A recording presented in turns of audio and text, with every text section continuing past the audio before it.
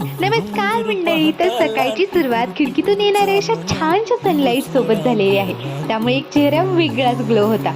सगळ्यात अगोदर स्वयंपाक आवरून घेतलाय, कारण नंतर मला साफसफाई करायची होती. सकाळी सकाळी उठून अगोदर सगळी कपडे धुवून घेतली होती, कारण नंतर पाऊस येतो आणि जर पाऊस आला तर त्या कपड्यांचा खूप जास्त घाणेरडा वास येतो. त्याच्यामुळे पहिल्यांदा कपडे धुवून घेतले, नंतर ते छान वाळले की म्हटलं चला आता कपाट सेट करूया.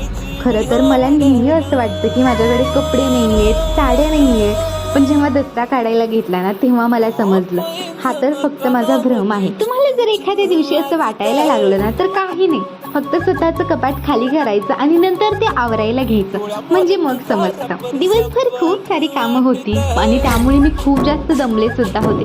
पण आज मम्मीचे आणि त्यांचे पित्र होते, त्याच्यामुळे आम्हाला तिकडे जेवायला जायचं होतं. मग काही सायंकाळी तिकडे आल्यावर गप्पा मारल्या, नंतर जेवण केलं आणि घरी यायला निघाले.